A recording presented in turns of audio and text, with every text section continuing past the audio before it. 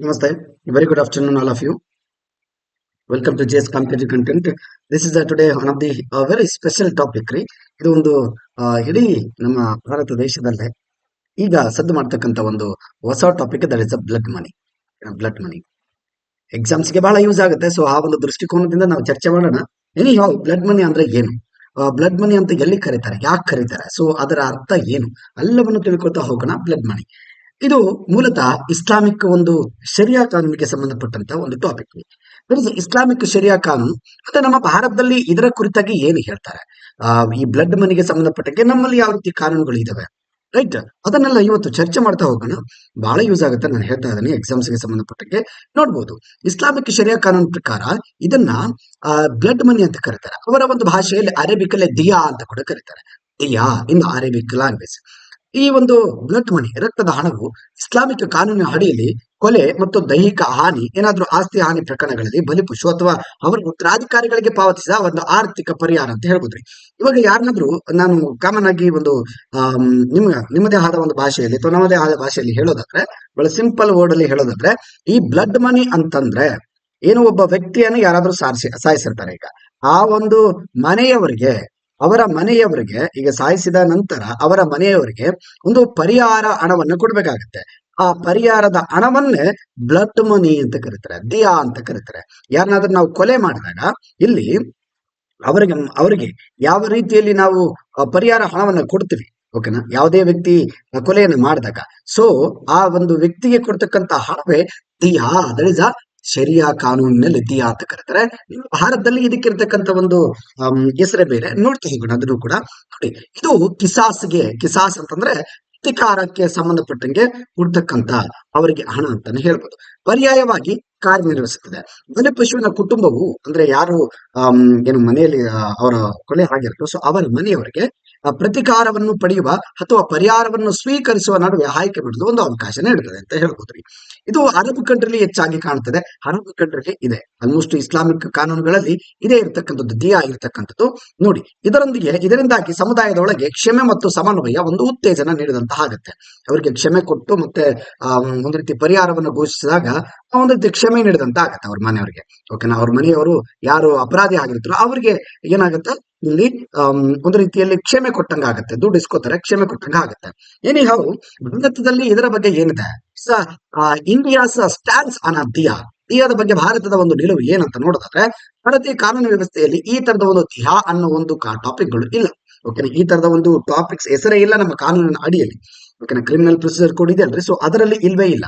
Anyhow ಇದರ ಬದಲಿಗೆ ನರಹತ್ಯೆ ಅಥವಾ from legal proceedings the criminal justice process without the option of monetary compensation in a case of homicide or serious crimes ಅಂತ ಹೇಳ್ಬೋದ್ರಿ.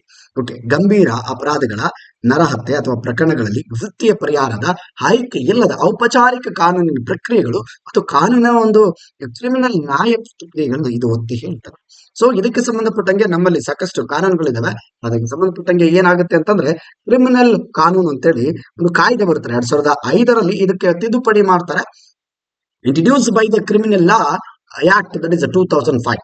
Plea bargaining allows for some level for negotiation between the accused and the prosecution. ನೋಡಿ, ಇಲ್ಲಿ ಒಂದು ರೀತಿ ಚೌಕಾಸಿಯ ಆರೋಪ prosecution ನಡುವೆ ಆಗುತ್ತೆ ಅಂತ ಅವರಿಗೆ ಪರಿಹಾರವನ್ನ ಕೊಡೋದು ಸರ್ಕಾರ, ಈ ಕೋರ್ಟ್ ಕೊಡಿಸುತ್ತೆ, ಅವರ ಕೈಯಿಂದ ಪರಿಹಾರವನ್ನ ಘೋಷಿಸುತ್ತೆ, ಅವರು ಕೂಡ ಕೊಡಬೇಕಾಗತ್ತೆ.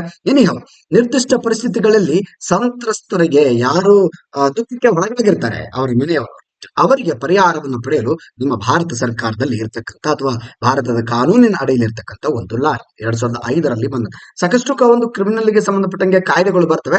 ಅದರಲ್ಲಿ ಇದು ಇದಕ್ಕೆ ಸಂಬಂಧಪಟ್ಟಂತದ್ದಾಗಿದೆ. ಹೌದು, ನೋಡಿ, are there other Indians who have been pardoned with the blood. ಈಗ ಬ್ಲಡ್ ಮನಿಗೆ ಸಂಬಂಧಪಟ್ಟಂಗೆ ಬೇರೆ ಬೇರೆ ಒಂದು ವಿದೇಶಗಳಲ್ಲಿ ಯಾರಾದ್ರೂ ಈ ತರ ಹಿಂದೆ ಆಗಿತ್ತ ಘಟನೆ, ಹಿಂದೆ ಆಗಿತ್ತಾ, ಯಾಕೆ ಬಂತು ಅಂತ ಕೂಡ ನಾನು ಹೇಳ್ತೀನಿ, ಡೋಂಟ್ ವರಿ. ನೀವು ಮತ್ತೆ ಸರ್ ಏನ್ ಹೇಳಿದ್ರಿ ಬ್ಲಡ್ ಮನಿ ಯಾಕಂತಾನು ಹೇಳಿಲ್ಲ ಅಂತ ಹೇಳ್ಬೋದು, ಕೊನೆಯಲ್ಲಿ ಹೇಳ್ತೀನಿ, ಡೋಂಟ್, ಬಿಕಾಸ್ ಕೊನೆಯಲ್ಲಿ ಅದೊಂದು ಸ್ಟೋರಿ ನೋಡಿ. 10 ಇಂಡಿಯನ್ಸ್ 2017ರಲ್ಲಿ 10 ಭಾರತೀಯ ಜನ ಯುನೈಟೆಡ್ ಎಮಿರೇಟ್ಸ್, ಅರಬ್ ಎಮಿರೇಟ್ಸ್, ಆ ಒಂದು ದೇಶದಲ್ಲಿ ಪ್ರಕರಣ ಆಗುತ್ತೆ, ಒಂದು ಕೇಸ್ ಆಗುತ್ತೆ.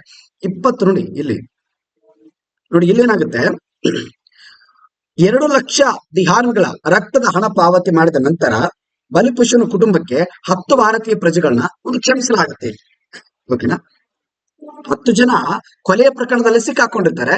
ಅವರಿಗೆ ನೋಡಿ ಇಲ್ಲಿ ಎಷ್ಟು ಅವರ ಒಂದು ರುಪಿ ದಿರಾಮ್ಸ್ ಅಂತಂದ್ರೆ ಆ ಒಂದು UAE ಒಂದು ಕರೆನ್ಸಿ ಅಂತ ಹೇಳ್ಬೋದ್ರಿ.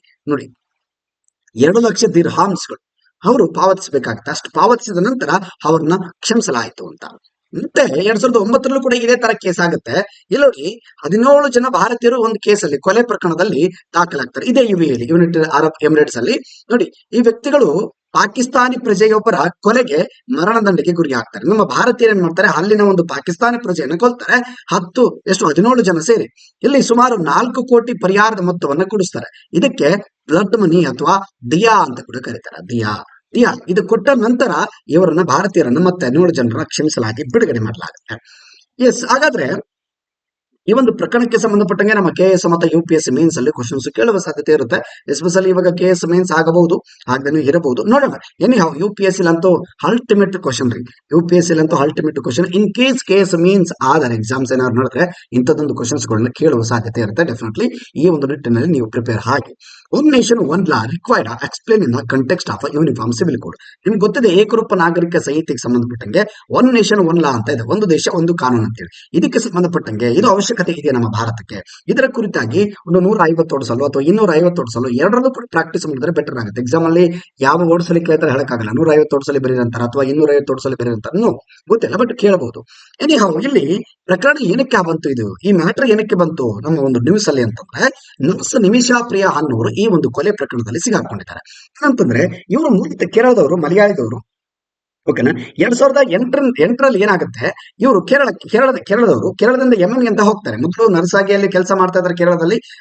ಅಲ್ಲಿ ಯಾವ್ದು ವರ್ಕೌಟ್ ಆಗೋದಿಲ್ಲ. ಅಂದ್ರೆ ತಮ್ಮ ಊರಲ್ಲಿ ಧನ ಸಹ ಏನು ಫಿನಾನ್ಷಿಯಲಿ ಸ್ವಲ್ಪ ಪ್ರಾಬ್ಲಮ್ ಆಗುತ್ತೆ. ಈ ಕಾರಣಕ್ಕಾಗಿ ವಿದೇಶಗಳಿಗೆ ಹೋಗಿ ಅಲ್ಲಿ ಒಂದ್ ಸ್ವಲ್ಪ ಕೆಲಸ ಮಾಡ್ಕೊಂಡು ಬರೋಣ ಅಂತೇಳಿ ಹೋಗ್ತಾರೆ. ಅಲ್ಲಿಗೆ ಹೋಗ್ತಾರೆ, ಕೇರಳಕ್ಕೆ ಏನು ಯಮನ್ಗೆ ಹೋಗ್ತಾರೆ, ಯಮನ್ ಕಂಟ್ರಿಗೆ ಹೋಗಿ. ಸೊ ಅಲ್ಲಿ ಒಂದು ಹಾಸ್ಪಿಟಲ್ ಅಲ್ಲಿ ಕೆಲಸ ಮಾಡ್ತಾರೆ. ಅದಾದ ನಂತರ ಒಬ್ಬ ವ್ಯಕ್ತಿಯ ಪರಿಚಯ ಆಗುತ್ತೆ. ದಟ್ ಇಸ್ ಕಾಲ್ಡ್ ತಲಲ್ ಹಬ್ದೋ ಮಹಮ್ಮದಿ ಅನ್ನೋ ಒಬ್ಬ ವ್ಯಕ್ತಿಯ ಪರಿಚಯ ಆಗುತ್ತೆ. 2008ರಲ್ಲಿ ಹೋದಂತವ್ರು. ಅವರ ಪರಿಚಯ ಆದ ನಂತರ ಅವರ ಜೊತೆ ಹಣ ಹೂಡಿ ಒಂದು ಕ್ಲಿನಿಕ್ ಅನ್ನ ಓಪನ್ ಮಾಡ್ತಾರೆ. ಅಲ್ಲಿ ಸುಮಾರು ಕೆಲವು ಒಂದು 14 ಬೆಡ್ಗಳಿರ್ತಕ್ಕಂಥ ಒಂದು ಕ್ಲಿನಿಕ್ ಅನ್ನ ಇವರು ಓಪನ್ ಮಾಡ್ತಾರೆ, ಇಬ್ರು ಸೇರಿ. ಓಕೆನಾ. ಈ ಇಬ್ರು ಸೇರಿದಾಗ ಏನಾಗುತ್ತೆ, ಇಲ್ಲಿ ಯಾವಾಗ ಒಂದು ಸಲ ಐ ಥಿಂಕ್ 2015ರಲ್ಲಿ ಅನ್ಸುತ್ತೆ. 2015ರಲ್ಲಿ ಯಮನ್ ನಲ್ಲಿ ಆಂತರಿಕ ಯುದ್ಧ ಆಗುತ್ತೆ. ಆಂತರಿಕ ಯುದ್ಧ ಆದ ನಂತರ ಇವ್ರೇನ್ ಮಾಡ್ತಾರೆ, ಭಾರತಕ್ಕೆ ವಾಪಸ್ ಬರ್ಬೇಕಂತ ಹೇಳ್ತಾರೆ. ನಾನು ಸಿಂಪಲ್ ಆಗಿ ಹೇಳ್ತೇನೆ, it's a biggest story. But simple ಆಗಿ ನಿಮಗೆ ಅರ್ಥ ಮಾಡಿಸ್ತೇನೆ, ಬಿಕಾಸ್ ಇದೆಲ್ಲ ಎಕ್ಸಾಮ್ಸ್ಗೆ ಕೇಳೋದಿಲ್ಲ. ಎಕ್ಸಾಮ್ಸ್ಗೆ ನಾ ಇಷ್ಟೊತ್ತೇನು ಡಿಸ್ಕಸ್ ಮಾಡೋದು ಅದನ್ನ ಕೇಳ್ತಾರೆ. ಬಟ್ ಇಲ್ಲಿ ಸ್ಟೋರಿನ ನೀವು ಬೇಕಾದ್ರೆ ಎಲ್ಲಿ ಬೇಕಾದ್ರೂ ಸಿಗುತ್ತೆ ಸ್ಟೋರಿ. ರೈಟ್. ನೋಡಿ 2015ರಲ್ಲಿ ಆಂತರಿಕ ಯುದ್ಧ ಆಗುತ್ತೆ. ಆ ಟೈಮಲ್ಲಿ ಭಾರತಕ್ಕೆ ಬರ್ಬೇಕಂತೇಳಿ ಇವರು ಪ್ರಯತ್ನ ಪಡ್ತಿರ್ತಾರೆ. ಏನು ಶೇರ್ ಅನ್ನ ಹೂಡಿಕೆ ಮಾಡಿದ್ನಲ್ವಾ ಮಹದಿ ಅಂತ ಅನ್ನೋ ವ್ಯಕ್ತಿ, ಸೊ ತಾಲ್ಬೋ ಮಹದಿ ಅನ್ನೋ ವ್ಯಕ್ತಿ, ಆ ವ್ಯಕ್ತಿ ಕೊಡಬೇಕಾದ ಹಣವನ್ನ ಇವ್ರು ಕೊಡೋದಿಲ್ಲ. ಸೊ ಆ ವ್ಯಕ್ತಿ ಎಷ್ಟು ಮಟ್ಟಿಗೆ ಇವ್ರ ಜೊತೆ ಕ್ಲೋಸ್ ಆಗಿರ್ತಾನೆ ಅಂತಂದ್ರೆ, ನಿನ್ನ ಗಂಡ ನಾನೇ ಅನ್ನೋತರ ಆಲ್ರೆಡಿ ಇವ್ರಿಗೆ ಮದುವೆ ಕೂಡ ಆಗಿರುತ್ತೆ. ಆದ್ರೆ ಇವರು ಎಷ್ಟು ಸಂಬಂಧ ಹೊಂದಿರ್ತಾರೆ ಅವರಿಬ್ಬರ ನಡುವೆ ಅಂತಂದ್ರೆ, ಗಂಡ ಹೆಂಡತಿ ಅನ್ನೋ ತರನೇ ಆ ವ್ಯಕ್ತಿ ತಿಳ್ಕೊಂಡ್ಬಿಟ್ಟಿರ್ತಾನೆ. ಸೊ ಅಷ್ಟು ಮಟ್ಟಿಗೆ ಒಂದು ಇನ್ವೆಸ್ಟ್ಮೆಂಟ್ ಅನ್ನ ಇಲ್ಲಿ ದುಡ್ಡನ್ನ ಹಾಕಿರ್ತಾರೆ ಇಬ್ರು ಸೇರಿ. ಸೊ ಈ ಕಾರಣಕ್ಕಾಗಿ ಈಕೆ ಹೇಗಾದ್ರೂ ಮಾಡಿ ಇಲ್ಲಿ ಯುದ್ಧ ಆಗ್ತಾ ಇದೆ, ಹೋಗ್ಬೇಕಂತೇಳಿ ನಮ್ಮ ಭಾರತಕ್ಕೆ ಬರೋದಕ್ಕೆ ಪ್ರಯತ್ನ ಪಡ್ತಾರೆ. ಆ ಟೈಮಲ್ಲಿ ಮಹದಿ ಅನ್ನೋ ವ್ಯಕ್ತಿ ಏನ್ ಮಾಡ್ತಾನೆ, ಈಕೆ ಹತ್ರ ಶೇರ್ ಅನ್ನ ಕೇಳ್ತಾನೆ, ಆ ದುಡ್ಡನ್ನ ಶೇರ್ ಅನ್ನ ಕೇಳ್ತಾನೆ, ನನ್ನ ಪಾಲ್ ನನಗೆ ಕೊಡು ಅಂತೇಳಿ. ಈಕೆ ಏನ್ ಮಾಡ್ತಾಳೆ, ಕೊಡಕ್ಕೆ ನಿರಾಕರಿಸಿದಾಗ ಅವ್ನು ಬಹಳಷ್ಟು ಕಾಡಿಸ್ತಾನೆ. ಇವನ್ ಆಲ್ಸೋ ಹಾಗೆ ಇವನ ಒಂದು ಕಿರುಕುಳವನ್ನು ತಾಳದೆ ಪೊಲೀಸ್ ಕಂಪ್ಲೇಂಟ್ ಅನ್ನು ಕೂಡ ಕೊಡ್ತಾಳೆ. ಪೊಲೀಸ್ ಕಂಪ್ಲೇಂಟ್ ಅನ್ನ 2015ರಲ್ಲಿ ಕೊಡ್ತಾರೆ. ಸೊ 2015ರಲ್ಲಿ ಕೊಟ್ಟಾಗ ಇವ್ರು ಯಾವುದೇ ರೀತಿ ಪೊಲೀಸರು ನಿರಾಕರಿಸ್ತಾರೆ. ಆಲ್ರೆಡಿ ಅಲ್ಲಿ ಒಂದು ಆಂತರಿಕ ಯುದ್ಧ ನಡೆದಿರುತ್ತೆ. ಸೊ ಆ ಕಾರಣಕ್ಕಾಗಿ ಇದನ್ನ ಇಷ್ಟು ನೆಗ್ಲೆಕ್ಟ್ ಮಾಡ್ತಾರೆ ಅವರು. ಜಾಸ್ತಿ ತಲೆ ಕೆಡಿಸ್ಕೊಡ್ತಿಲ್ಲ ಪೊಲೀಸರು ಕೂಡ. ಈ ಕಾರಣಕ್ಕಾಗಿ ಈಕೆ ಏನ್ ಮಾಡ್ತಾರೆ, ನರ್ಸ್ ಆದ್ದರಿಂದ ವೈದ್ಯಕೀಯ ಚಿಕಿತ್ಸೆಗಳು ಬಹಳಷ್ಟು ಗೊತ್ತಿಕ್ಕಿಗೆ ಕೆಲವು ಹೈ ಡೋಸ್ ಇರ್ತಕ್ಕಂಥ ಒಂದು ಇಂಜೆಕ್ಷನ್ ಆ ಒಂದು ಮಹದಿ ಅನ್ನೋ ಒಬ್ಬ ವ್ಯಕ್ತಿಗೆ ಕೊಟ್ಟು ಬಿಡ್ತಾಳೆ. ಸೊ ಕೊಡ್ತಾಳೆ. ಆ ಹೈ ಡೋಸ್ ಇರ್ತಕ್ಕಂಥ ಒಂದು ಏನು ಮೆಡಿಸಿನ್ ಅನ್ನು ತಗೊಂಡಂತ ಈ ಮಹದಿ ಅನ್ನೋ ವ್ಯಕ್ತಿ ಮರಣ ಹೊಂದಿಬಿಡ್ತಾನೆ. ಮರಣ ಹೊಂದಿಬಿಡ್ತಾನೆ.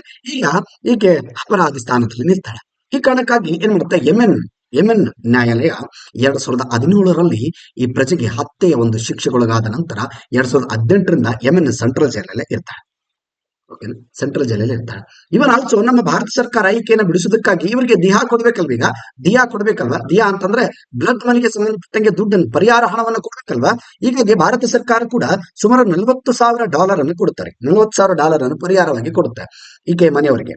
ಬಟ್ ಅಲ್ಲಿ ಹಣ ಎಷ್ಟು ಬೇಕಾಗಿರುತ್ತೆ? ಸರಿ ಸುಮಾರು $40 ಲಕ್ಷ ಬೇಕಾಗಿರುತ್ತೆ. ಭಾರತ ಸರ್ಕಾರ 2023 ಏನ್ ಮಾಡುತ್ತೆ? $40,000 ಕೊಡುತ್ತೆ. ಆದ್ರೆ ಇವಾಗ ಎಕ್ಸ್ಪೆಕ್ಟೇಷನ್ ಅವ್ರು ಮಾಡ್ತಾ ಇರೋದು 30 ಲಕ್ಷದಿಂದ 40 ಲಕ್ಷ ಒಂದು ಡಾಲರ್ ಅನ್ನ. ಅಷ್ಟು ಅಮೌಂಟ್ ಅಂದ್ರೆ ಸರಿಸುಮಾರು ಒಂದು 34 ಕೋಟಿ ಆಗುತ್ತೆ. 34 ಕೋಟಿ ಹಣವನ್ನ ಈಗ ಹೊಂದಿಸಬೇಕಾಗಿದೆ. ಯಾಕೆ ಚರ್ಚೆ ಆಗ್ತಾ ಇದೆ ಅಂತಂದ್ರೆ, ಈಗ ಅಲ್ಲಿ ಕೆಲವು ಆಂತರಿಕ ಗಲಭೆಗಳು ಎಲ್ಲ ಏನು ಕ್ಲೀನ್ ಆದ ನಂತರ, ಪೂರ್ತಿ ಒಂದು ನ್ಯೂಟ್ರಲ್ ಆದ ನಂತರ, ಅಲ್ಲಿ ಸ್ವಲ್ಪ ಶಾಂತವಾದ ನಂತರ ಏನಾಗುತ್ತೆ, ಈ ಕೇಸನ್ನ ಮತ್ತೆ ಇವಾಗ 2025 ಜನವರಿ ತಿಂಗಳಲ್ಲಿ ಈ ಕೇಸನ್ನ ನಡೆಸ್ಕೊಡ್ತೀವಿ ಅಂತ ಹೇಳಿರ್ತಾರೆ ಅವ್ರು. ಮತ್ತೆ 2024 ಇದ್ರ ಬಗ್ಗೆ ಚರ್ಚೆ ಆಗಿರುತ್ತೆ. ಅದಾದ ನಂತರ ಈಗ ಜನವರಿ ಅಲ್ವಾ 2025. ಸೊ ಆ ಕಾರಣಕ್ಕಾಗಿ ಮತ್ತೆ ಇವರ ಕೇಸು ಓಪನ್ ಮಾಡಲಾಗುತ್ತೆ ಯೆಮೆನ್ ನ ಒಂದು ಕೋರ್ಟ್ ಅಲ್ಲಿ. ಇದೇ ಒಂದು ವಿಚಾರಕ್ಕೆ ನಮ್ಮ ಒಂದು ಭಾರತ ದೇಶದಲ್ಲಿ ಈ ಬ್ಲಡ್ ಮನಿಯ ಒಂದು ವಿಚಾರ ಇರ್ತಕ್ಕಂಥದ್ದು. ಎಸ್, ಏನೇ ಹಾವು ಬಹಳ ಇಂಪಾರ್ಟೆಂಟ್ ಆದಂತ ಒಂದು ಟಾಪಿಕ್ ರೀ. ಯಾವುದೇ ರೀತಿ ನೆಗ್ಲೆಕ್ಟ್ ಮಾಡಬೇಡಿ. ಎಸ್, ಓಕೆನಾ? Thank you. ಇನ್ನು ಹೆಚ್ಚಿನ ಒಂದು ಗುಣಮಟ್ಟದ ಕಂಟೆಂಟ್ ಅನ್ನು ನಾನು ತರ್ತೀನಿ. ಅದಕ್ಕೆ ನಿಮ್ಮ ಒಂದು ಸಲಹೆ ಮತ್ತು ಸೂಚನೆಗಳು ಬಹಳ ಮುಖ್ಯ ಆಗುತ್ತೆ. ಜೊತೆಗೆ ಸಬ್ಸ್ಕ್ರೈಬ್ ಮಾಡಿ, ಕಮೆಂಟ್ ಮಾಡಿ, ನಿಮ್ಮ ಒಪಿನಿಯನ್ ಹೇಳಿ, ಲೈಕ್ ಮಾಡಿ, ನಿಮ್ಮ ಫ್ರೆಂಡ್ಸ್ಗಳು ಕೂಡ ಶೇರ್ ಮಾಡಿ.